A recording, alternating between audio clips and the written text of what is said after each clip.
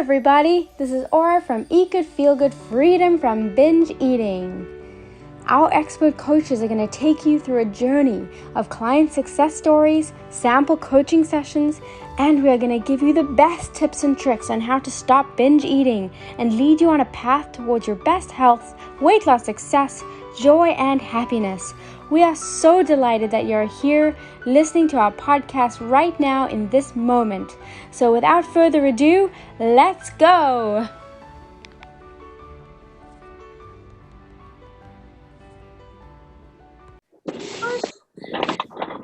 So, if there's one thing that you know you can change right now, what is that? I don't think there's anything I can change right now. I really don't feel in control of a lot of things. I just was in the hospital for a few days because I was having a lot of seizures, and so I can't control my body because I have seizures. There's nothing I feel like I can control. Okay. And so can you kind of let go of the feeling that you need to control and kind of take control, put it on the side of you, and just allow higher energy and a higher spirit to come through? Yeah. You know what I mean? Yeah, I kind of get that. Like having a trust that the universe has your back.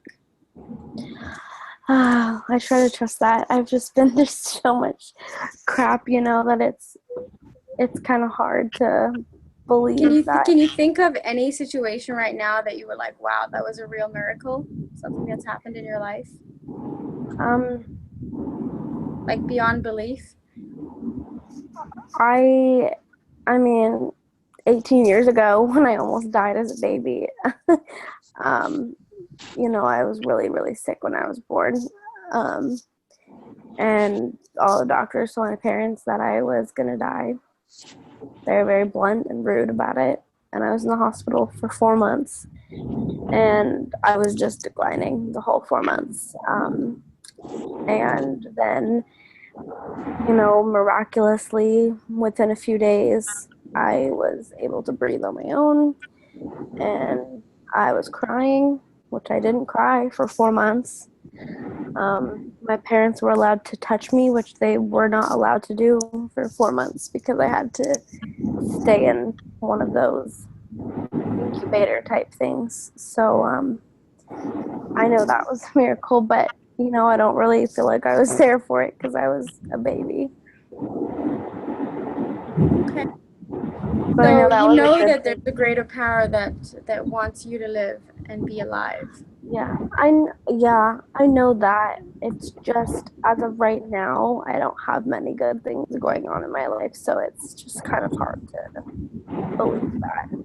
You know what's interesting about being overweight is that it takes you a long time to get there, but it takes you a lot shorter to heal. It takes you years and years to gain weight, but it takes you only months to lose it. I always thought it was the opposite. Nope. It's very easy. I weighed 170 pounds, or I weighed 180 in November. So I've gained 35 pounds in 8 months. Yeah. So that's about 5 pounds a month. Well, my weight has stayed the same. I've weighed 215 since about April. So I've been the same weight for a while. And if you really dedicated yourself towards being on a healthy eating plan, how much do you think you can lose a month? Oh, I would like to lose 5 to 10. Yeah. I'd like to lose 20, but realistically, I'd like to lose 5 to 10. I think 10 pounds is pretty realistic. You think so? Yeah. So if you think about it, in 6 months, which is not very long, 6 months goes fast, your whole life could be transformed. I'd almost be at my ideal weight. Yeah. I have made little You just have promises. to believe in that miracle is possible. Yeah. I've I made a promise to myself that when I can get to 170, I will give myself a belly button piercing because I've always wanted one, but I've always felt like I was too overweight for one. And so I feel like that would be kind of like that's something to look forward to Mm-hmm. is getting one and being able to rock it and feel good showing it off. Mm-hmm. Um, so that's kind of like a treat I've set out for myself. Yeah, Kind of a motivation. that's good. And I think right now keto is probably the way to go, but I think it's a good idea to also manage your saturated fat because that will make you want to binge. And also to eliminate some foods, one bite is too much, right? Some foods Mm-hmm. you need to eliminate completely in order Yeah. to not binge. And that for you, that would be your Starbucks coffees. That's 800 calories a pop. That's not going to help your cause. That will make you gain 35 pounds in 6 months, especially if you're doing 2 or 3 of them a day. Yeah. Well, I used to That work, will exacerbate your migraines and your fibromyalgia. I used to work at Starbucks, and when I did, I would drink 4 or 5 a day. And my boyfriend told me that that's really unhealthy, and I got really mad at him. I was just like, I thought he was the worst person in the world for telling me that. And when I thought about it, I realized that that's when I knew I had an addiction because, I mean, he's just trying to help. And I got so mad at him. And, you know, if you think about it, if you tell an alcoholic that they're an alcoholic and they stop drinking, I mean, what are they going to do? They're going to get mad and defensive. And that's how I got with him. So that's kind of how I knew that I was addicted. But I have gotten myself down to one coffee a day.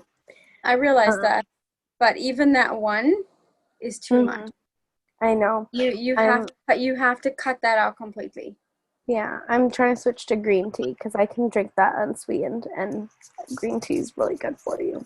Yeah, it's worth it. Yeah. It's easy once you get into the habit. You just have to change Mhm. your habits. Yeah. All right, Regina, thanks for joining us. How are you doing? Your heart is a little bit more open and that you're ready to embark on your journey of healing from freedom from binge eating.